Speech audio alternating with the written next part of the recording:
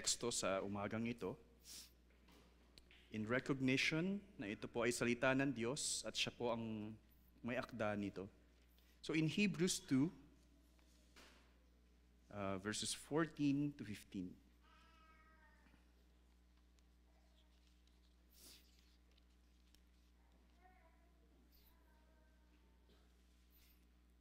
Hebrews chapter 2, verses 14 to 15.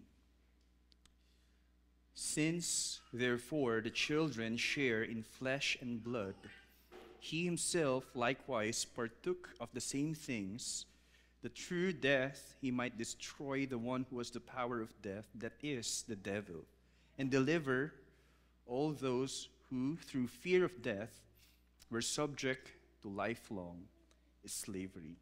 Church, this is the word of the Lord. Join me in a short word of prayer. Lord, thank you, and we entrust to you our time together. We simply ask that you will grant understanding to each one by your Holy Spirit and speak to us, O Lord. We pray this in Jesus' name. Amen. Sige po, makakaupo na po tayo.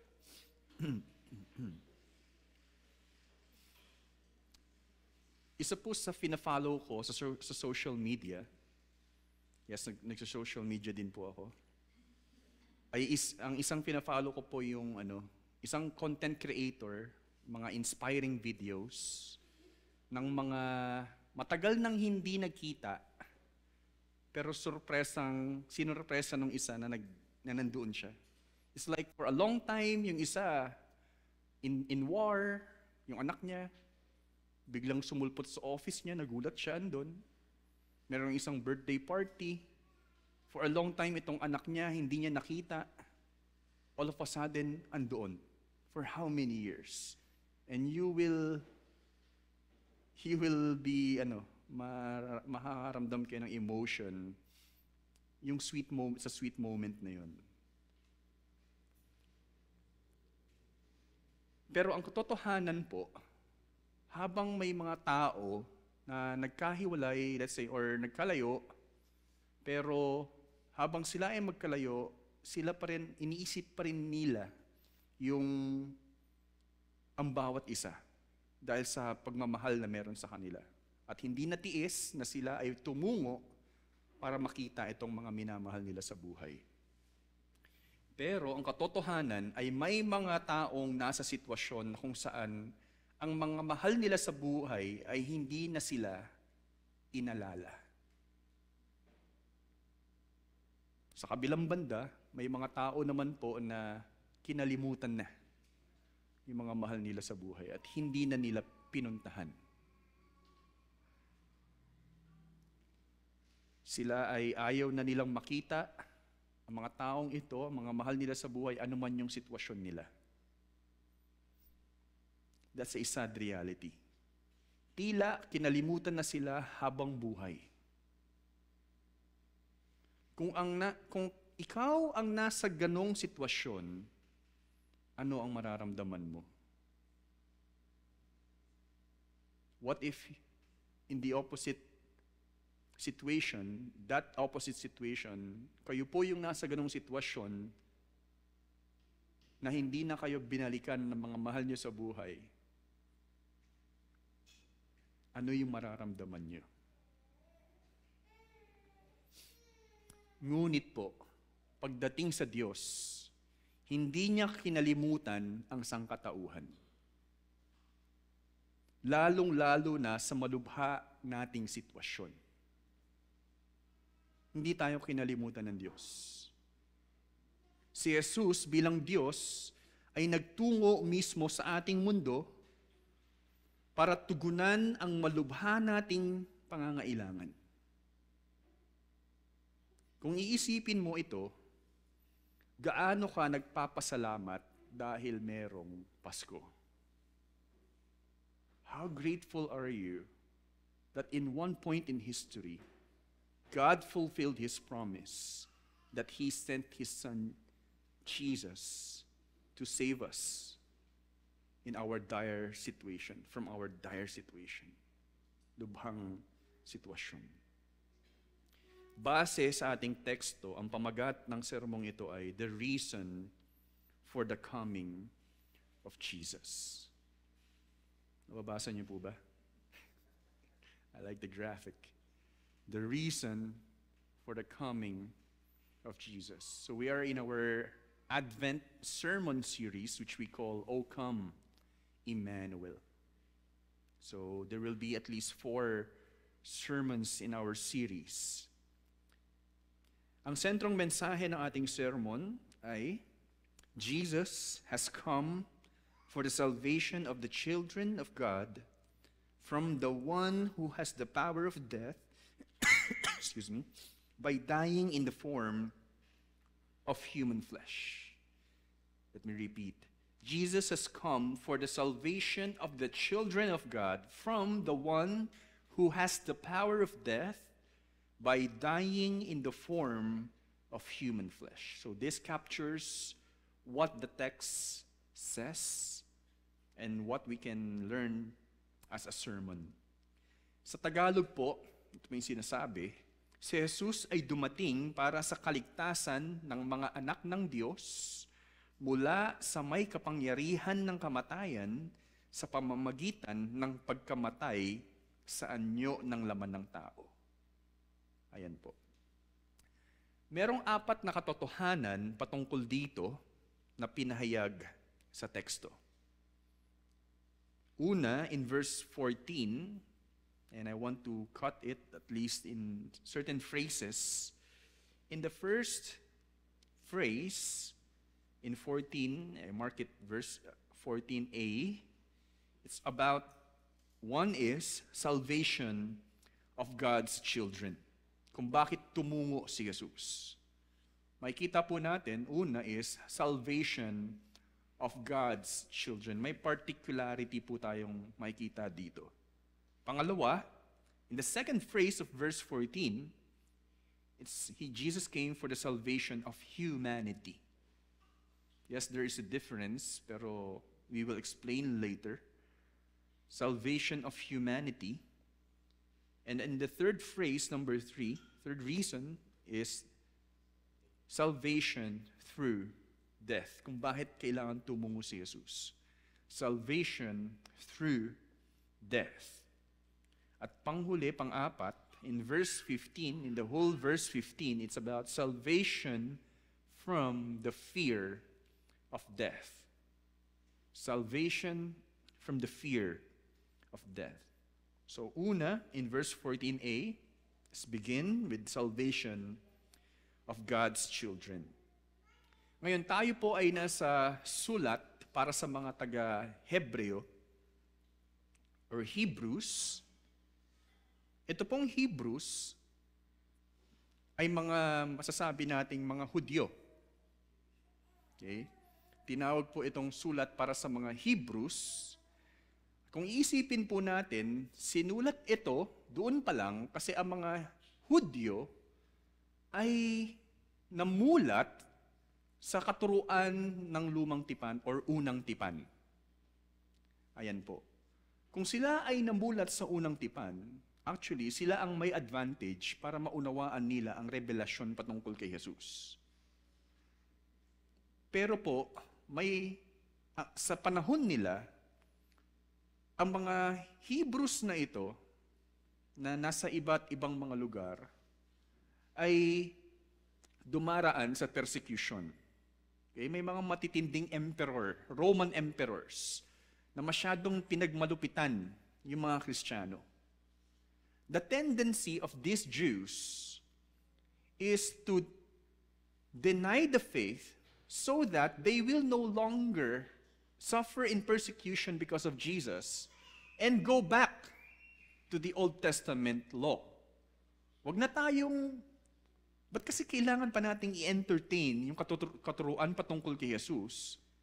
Eh narito na yung lumang tipan, so para hindi tayo ma-persecute, bumalik na lang tayo sa kinaugalian nating katuruan. Dahil patungkol naman talaga yun sa Diyos. Throughout the letter, mapapansin po ninyo na binibigyan ng diin ang kadakilaan ni Jesus over the Old Testament. Sinasabi nga rin po, especially in chapter 8 verse 5 and chapter 10 verse 1, na si Jesus daw po ang totoong substance, or He is the true reality, and the Old Testament are just mere shadows. Kung ako po ay nasisinaga ng araw, at meron po akong natatakpan na parte sa likod ko, ano po yung makikita nyo sa likod ko? Dilim actually in the form of my body, which is my shadow. The picture here is, why do you have to go back to the Old Testament wherein itong Old Testament ay anino lamang ni Jesus? Lumalabas na itong mga kapahayagan sa lumang tipan ay patungo sa totoong realidad na si Jesus. Bakit kailangan yung i-deny ang katotohanan ni Jesus para lang hindi kayo ma-persecute? Pero kung kayo ay babalik, may matinding hatol kayong haharapin dahil mas pinanindigan nyo ang lumang tipan na naghahayag patungkol kay Jesus. Kaya, if you can see, even po sa mga titles ng Bible nyo, mapapansin po ninyo yung supremacy ng God's Son. He is the founder of salvation.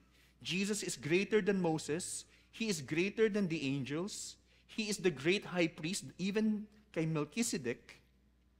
He is the great high priest of the better covenant. There is that comparison.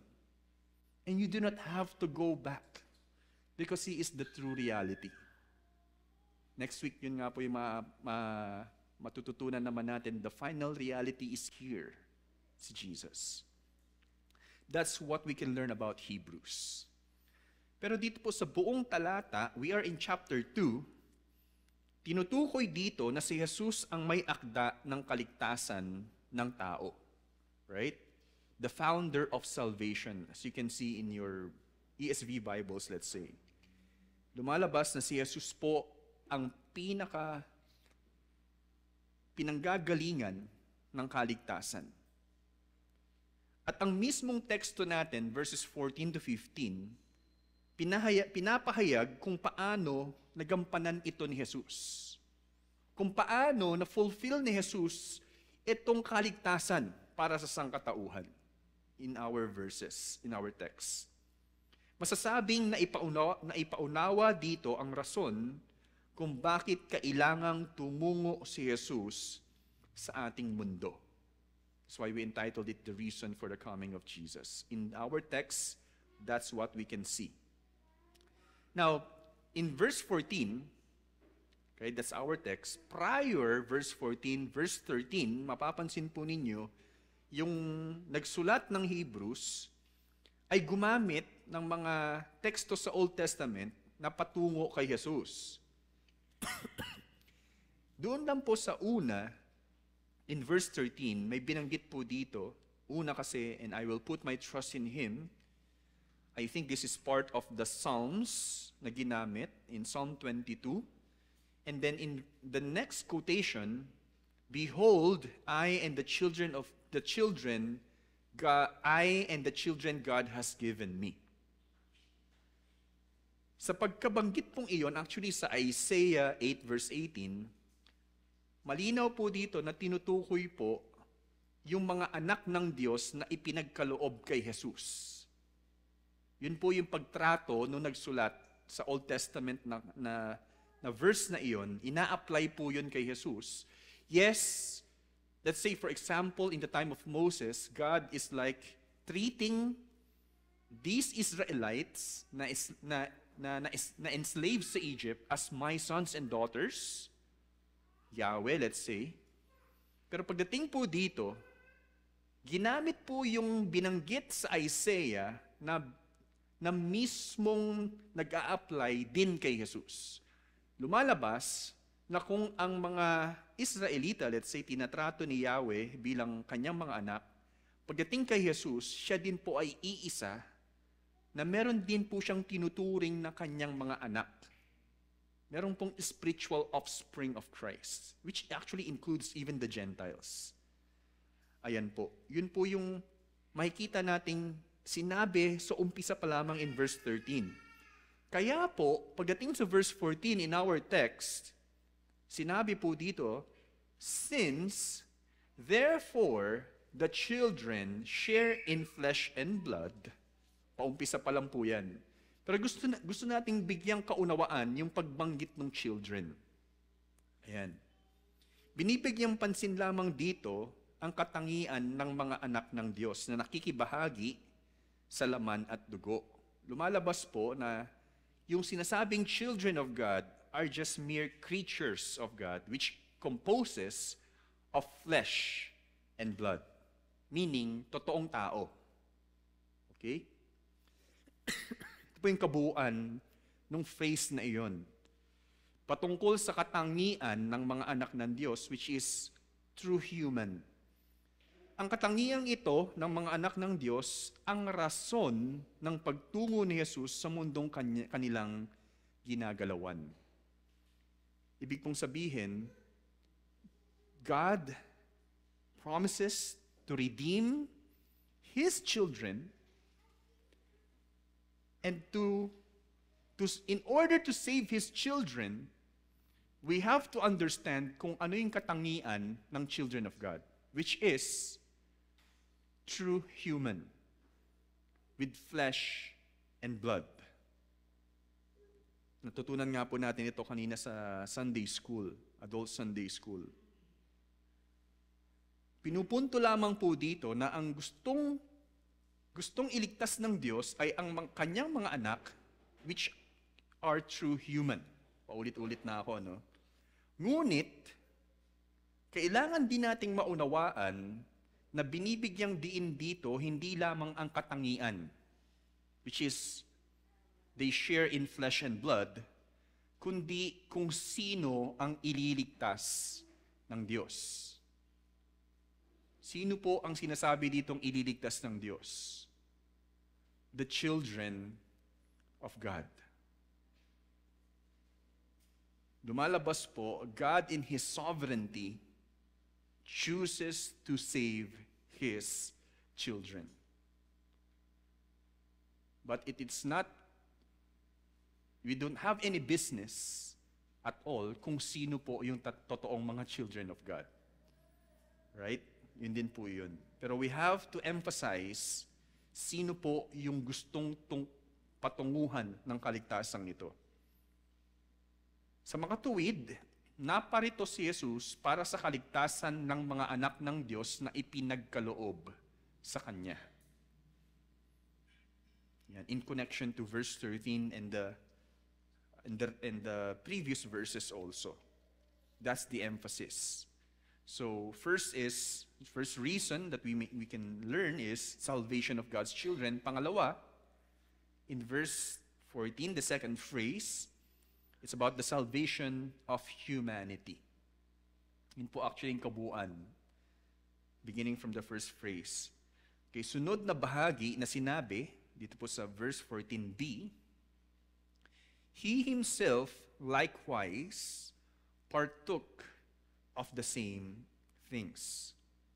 So, kung babalikan natin, since therefore the children share in flesh and blood, He Himself, pertaining to Jesus, likewise partook of the same things. Ano yung same things na yun? Yung flesh and blood. Lumalabas, unti-untiin po natin, the plan of God is to save His children that He appointed, even sabi nga, before the foundation of the world, we were predestined to be with Christ. So the salvation of the children of God, which are living in the flesh and blood. Likewise, si Jesus daw po ay tumungo sa mundo sa katauhan tulad ng tao. Okay?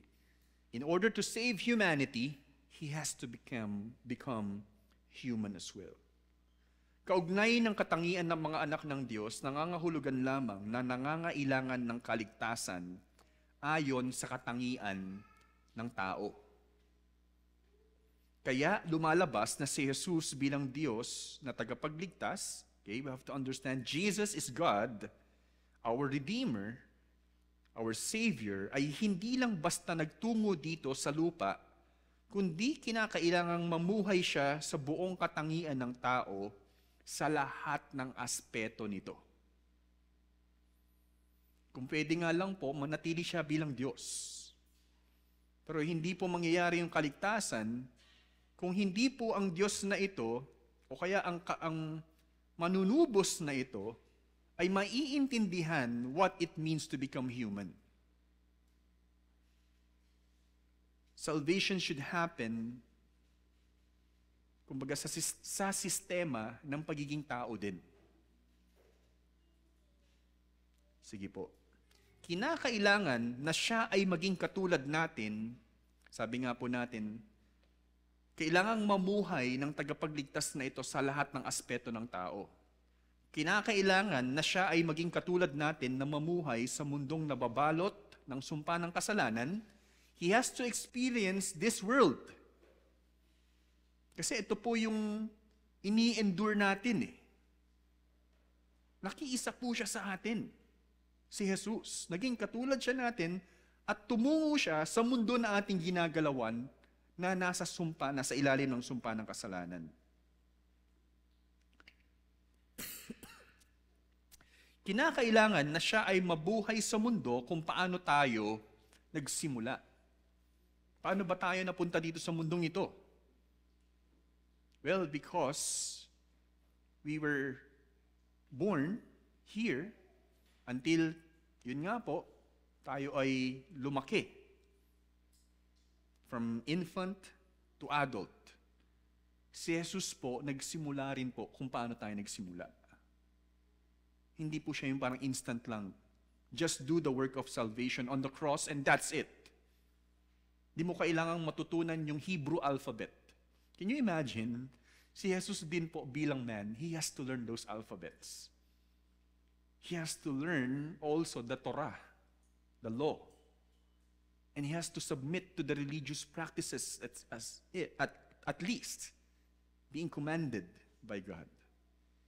Like men.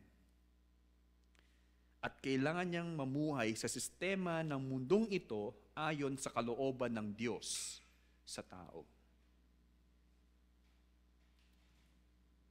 I want to think of an example na halimbawa sa traffic system, sa Subic for example, yung first stop, first go.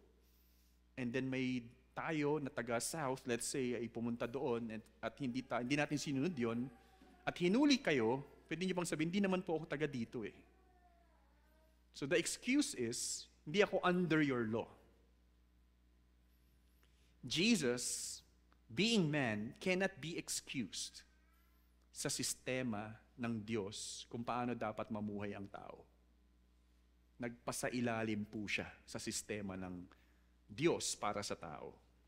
So he became man in all aspect like us for our salvation.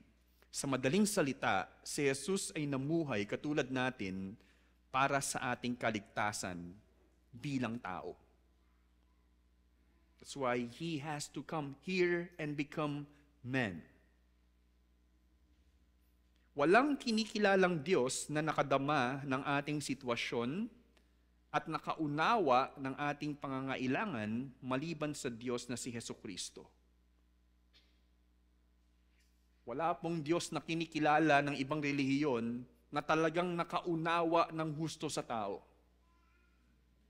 Kung kayo ay umiiyak, hindi siya yung Diyos na, OA mo naman, problema lang yan eh. But Jesus knows our pains. Because He became, at one point in time, naintindihan po niya yung pagiging tao nang siya ay namuhay dito. At alam niya kung ba't ka umiiyak, dahil masakit talaga yun eh. Alam niya yung sitwasyon mo, dahil naranasan niya yung pagiging tao sa sitwasyong yun.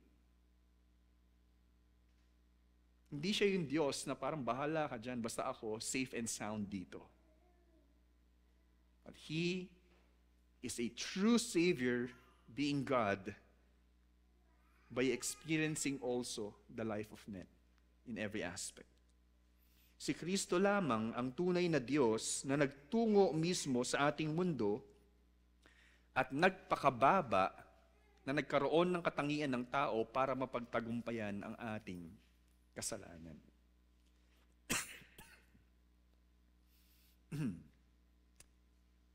Some of you probably are into sports. Ako, I am into sports, let's say basketball. Another is mixed martial arts. Meron pong mga discipline, iba-iba po yung kaya mixed martial arts. Merong jiu-jitsu, merong wrestling, merong boxing. Merong mga champions na naglalaban na sinasabi, kaya mo lang akong talunin doon sa strength mo. Kaya mo akong talunin dahil wrestling yung kaya mong gawin. Pero labanan mo ako sa boxing. Tingnan natin kung kaya mo akong talunin. And other challengers are able to defeat by submitting, sige, I will defeat you in striking. So, the point here is, in order for men to be saved, sige, I will save you in accordance to the rule. I will save you in accordance to how the game should be played. Hindi yun basta, ang hirap naman yan, wag na lang yan yung gawin natin, basta tanggalin na lang natin yung kasalanan mo. If God is holy, we should also be holy.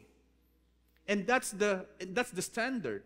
What Jesus did, He did not break the law. He came to fulfill the law that we cannot fulfill. And that's what He did. We need someone who will perfect the law. And instead of us perfecting it, ano pong gustuhin nyo? Kanya-kanya tayo ng salvation? O gusto natin na may isa lang nagagawa nun at magtiwala lang tayo sa Kanya? That's what Jesus and what God did.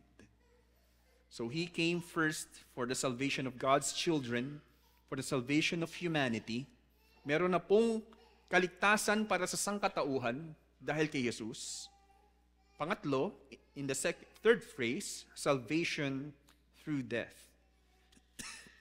Salvation through death. Ito po yung kaparaanan ng Diyos. Through death.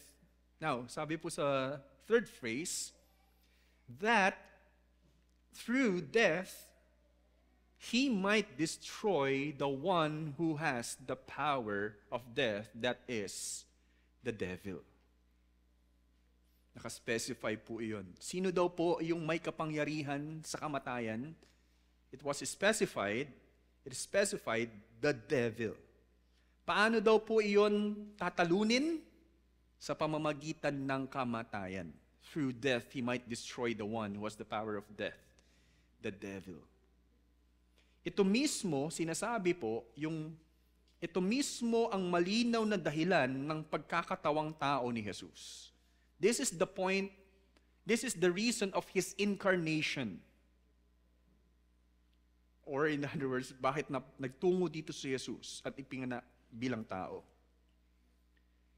Now, sinabi po sa translation ng Magandang Balita, Biblia, the Blue Bibles that we have here, sabi po dito, ginawa niya ito upang sa pamamagitan ng kanyang kamatayan ay mawasak niya ang dyablo na siyang may kapangyarihan sa kamatayan. Sinabi rin po, I hope you can see the connection, similarity in 1 John 3:8. Ito po, no? I think mas direkta po ito. The reason, although not directly, the reason the Son of God appeared was to destroy the works of the devil. Probably the works will be destroyed of the devil, pero po, kanina naman po, to destroy the one who has the power of death. Magkaiba siya, pero same, at least sense na gustong sirain yung enemy. Kaya napatungo dito si Jesus. Alalahanin natin, sabi nga po, kanina napakinggan din po akong preaching, kapag tayo daw po ay nawawala, di ba kailangan mong, for example, nalala ko sila Dr. Lex, na traffic sila, using Waze, dinala sila kung saan sila napunta. It took them 5 hours to reach yung hotel, let's say. Paano mo daw malalaman kung saan ka tutungo? Ano yung kailangan mong unang alamin sa mapa? Exactly. So, you have to know kung nasaan ka muna. Hindi yung saan ba ako pupunta. Because hindi ka makakapunta doon sa iyong patutunguhan kung hindi mo alam kung nasaan ka. The same thing happens na paano tayo maliligtas kung hindi muna natin alam kung ano yung kondisyon natin. Hindi natin basta maintindihan, ma-appreciate yung gospel or yung good news without knowing the bad news. Kaya alalahanin natin na ang sanhi ng kamatayan ng tao, hindi po sakit, hindi rin po katandaan. Ang sanhi ng kamatayan ay ang sumpa ng kasalanan.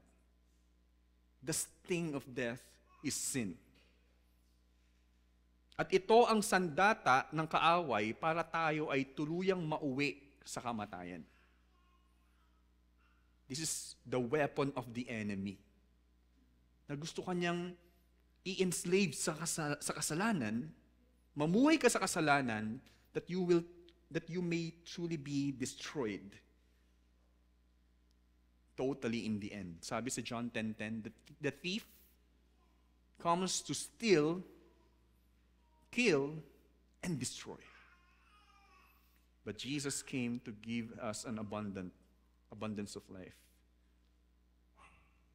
Nais ng Diyos na bigyang katapusan ang may hawak ng kapangyarihan nito sa pamamagitan ng pagkamatay ng Mesiyas.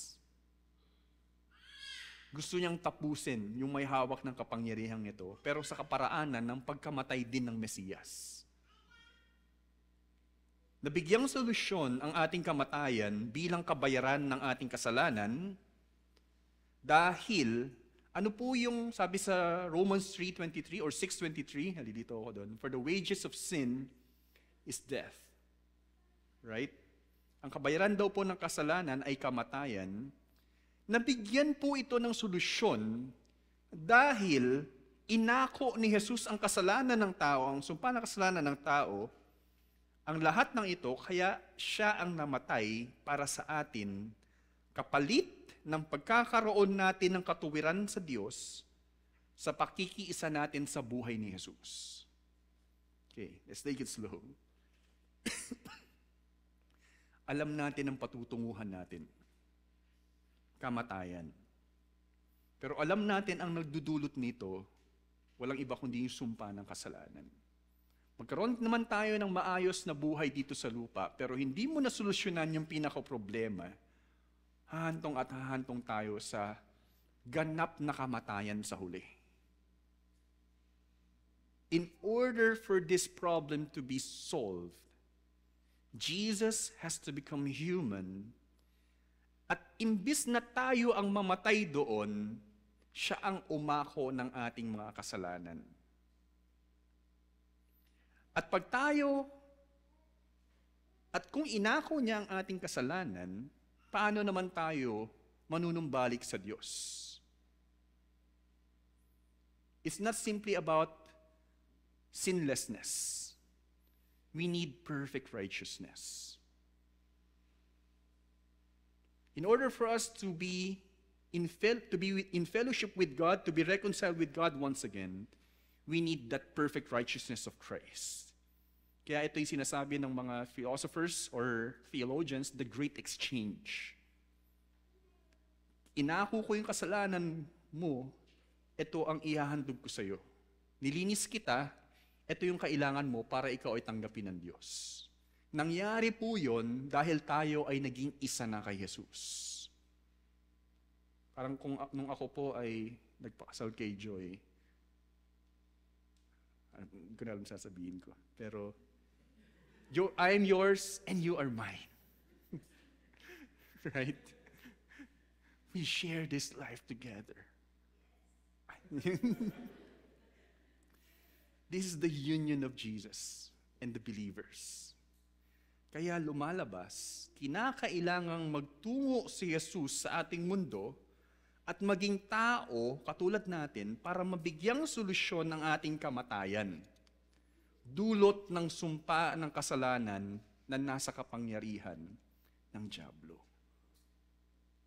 Tinalo niya ang dyablo sa pamamagitan ng kanyang pagkamatay, sa kanyang pagkamatay sa ating mga kasalanan para magkaroon tayo ng buhay na walang hanggan. Yung problema na hindi natin kayang solusyonan apart from Christ, thanks be to God, sabi nga po ni Pablo.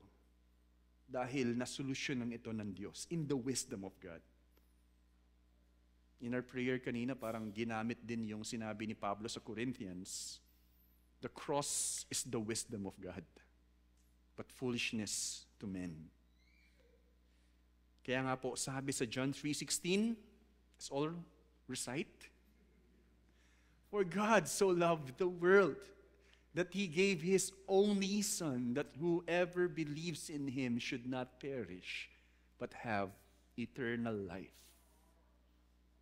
You will never know kung gaano kadakila itong pagmamahal na ito until ma-experience mo yung eternal life. Dahil dito, nawalan ng kapangyarihan ng dyablo laban sa mga iisa na kay Jesus. Naging talunan ang dyablo sa kanyang layunin at ito ang mabuting balita na diwa ng Pasko.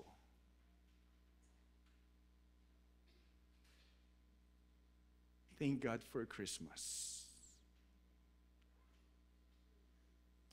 At panghuli in verse 15, kompletong-kompleto itong kapahayagan na ito, no? About the salvation from the fear of death. Dagdag pa rito sa huli ng ating teksto. Sabi sa verse 15, and deliver all those who through fear of death were subject to lifelong slavery. Sa translasyon po ng Magandang Balita Biblia, the good thing is kapag ka English yung ginagamit nating kumbaga means of exegeting the text, maintindihan natin yung text, hindi ko maintindihan to, pupunta lang ako sa translation ng Tagalog, yun pala yun. Sabi dito, Magandang Balita Biblia, sa pamamagitan din ng kanyang kamatayan, ay pinalaya niya ang lahat ng tao na buong buhay nila'y alipin ng takot sa kamatayan. There's a reality sa lahat ng tao, kahit nga po yung mga matatalino, ayaw humantong sa kamatayan. Lalong-lalo na yung mga atheist. Takot silang mamatay. Lumalabas na wala ng bisa ang sumpaan ng kasalanan sa sinumang kabahagi na ni Jesus. Kaya sabi ni Pablo, for me, to live is Christ, and to die is gain. Sila ay nadeklara ng matuwid sa harap ng Diyos dahil kay Jesus. We are justified in Christ. At hindi dahil sa kanilang katuwiran. Tayo ay nadeklarang matuwid dahil sa katuwiran ni Jesus, sa pagiging isa natin kay Jesus, at hindi dahil sa katuwiran natin. Dahil kung katuwiran natin, everyone again falls short of the glory of God. We have sinned against God. Anuman ang maging buhay ng mga mananampalataya sa mundo, may kapayapaan sa kanila dahil namumuhay na sila at hindi alipin ng takot sa kamatayan. This is what we can celebrate and take joy throughout our life as Christians, whatever happens, you will be with the Lord. Ang kwento ng kanilang buhay ay may happy ending o kaya'y may forever. Lalong-lalo na sa panahon natin ngayon, may mga tila may forever, wala palang forever. Just kidding. Pero kay Jesus, may happy ending at may forever. I love what the one Puritan said, si Ralph Venning, when a saint comes to die, his greatest grief is that he has done no more for God. And his greatest joy is that God has done so much for him. Ulitin po natin. When a saint comes to die, his greatest grief is that he has done no more for God. Ang kanyang kinalulungkot ay pag siya ay namatay, wala akong nagawa sa iyo, O Diyos eh. Pero yung pinakakasiyahan niya ay lahat ng kailangan niyang gawin ay ginawa ng Diyos para sa kanya. This is like our motivation also in dying. Dahil na-secure na lahat ng Panginoon eh. There's no more fear of death. Excuse. Sa atin pong pagtatapos, 4 na katotohanan patungkol sa rason ng pagdating ni Jesus ang pinahayag sa teksto. 4 reasons why Jesus came. First is the salvation of God's children. Second, salvation of humanity. Nagkaroon na po ng solusyon sa problema ng buong sangkatauhan. Salvation through death and salvation from the fear of death. Ngayon, para po sa ating aplikasyon, una, ponder deeply why Jesus came this Christmas season. Hindi siya dumating sa Christmas season. Nakatawa ako sa construction yun. Pagkasabi ko dyan. Ponder deeply kung bakit naparito si Jesus ngayong season ng Christmas. Isipin po natin ng maigi. Huwag lang tayo basta magpadala sa mga karaniwang selebrasyon ngayong Kapaskuhan. Bigyan mo ng panahon si Jesus at damahin mo ang tunay na diwa ng Kapaskuhan. That's for the students. Don't think about the next sem or mga project nyo during break. Pero wag nyo ding kalimutan si Jesus, right? Gusto nyo lang natin magpahinga. Even for those who are working, yes. While we can be busy, we will be busy in preparing for Christmas, serving people. Don't lose this moment to appreciate the reason why Jesus came. Pangalawa, trust in what Jesus has done for you and find joy in Him throughout your life. Magtiwala ka patuloy sa ginawa ni Jesus and find joy in Him throughout your life. There's no such thing as, although, yes, we may agree, for Christians, there's no such thing as cold Christmas, right? Yung malamig na Pasko. Because our true joy is found in Jesus. Kung hindi ka pa nagtitiwala o nananampalataya kay Jesus, huwag mong sayangin ang pagkakataong ito para sa iyong kaligtasan na pinakapunto ng pagtungo ni Jesus o pinakapunto ng Kapaskuhan. Manampalataya ka kay Jesus para sa iyong kaligtasan. Kung ikaw ay mananampalataya na, patuloy kang lumakad ng nagtitiwala kay Jesus, at mamuhay ka ng may kasiyahan sa Diyos, anuman ang iyong harapin sa buhay.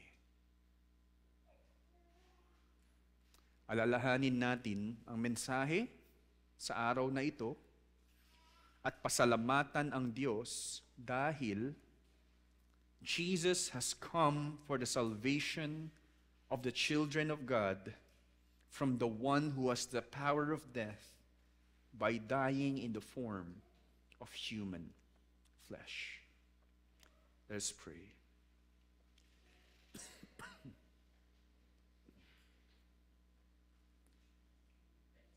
Panginoon, salamat sa iyong salita at nananalangin kami, O Diyos, na patuloy niyo pong ipaunawa sa amin ang kahalagahan ng pagtungo ni Jesus dito sa lupa, lalong-lalo na para sa aming kaligtasan, ganap na kaligtasan, O Diyos. Sa patuloy po namin pagsamba sa inyo, hinihiling namin na patuloy kayong kumilos sa bawat isa, makita namin ang kahalagahan ng kaligtasan nito para sa amin. At huwag niyo rin po sanang hayaan, O Diyos, na lumampas lamang ito, O Diyos, na hindi namin bigyang pansin at hindi kami tumugon sa pagkakatawag niyo, O Diyos, kay Jesus para sa aming kaligtasan. Salamat muli, tinitiwala namin ang lahat ng ito sa inyo, sa pangalan ni Jesus. Amen.